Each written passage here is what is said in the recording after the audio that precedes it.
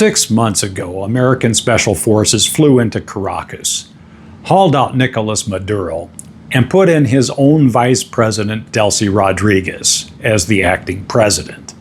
It wasn't really regime change they billed it out to be. And ever since then, the United States government has been in charge of Venezuela's oil money.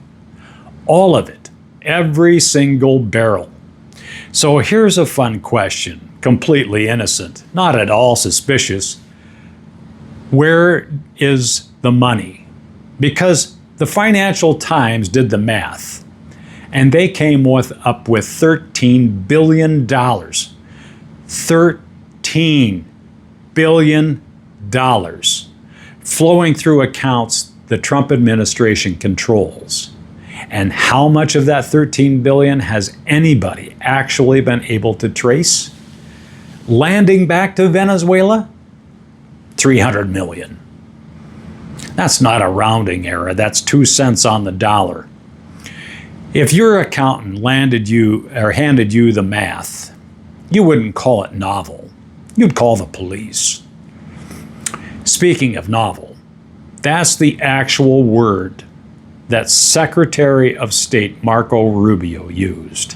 He told Congress the arrangement was novel and short-term, which is a fascinating way to describe routing the first $500 million of oil money through an account in Qatar instead of, the United States Treasury. Totally normal, nothing to see here. Just your standard short-term novel Doha detour. And when Congress asked for an audit, Rubio said there wasn't one. It wasn't finished. Not even started, really. Just a promise that somebody, someday, might look at the receipts.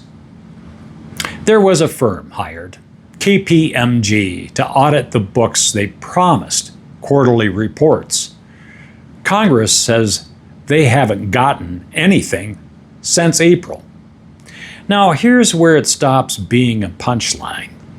In June, twin earthquakes killed over 3,000 people in Venezuela. The UN put the damages at almost $7 billion. And America's humanitarian response to that disaster? $300 million. The same exact number as the traced oil money. Coincidence? Maybe. Math is hard.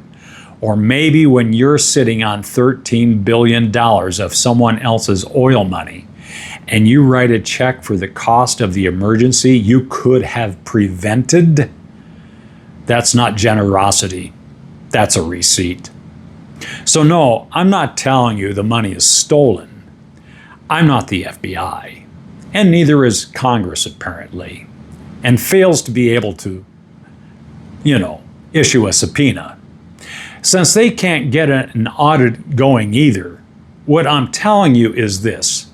When a government seizes a country's oil, sells it, and can't tell you where $13 billion went, that's not a scandal you wait around for.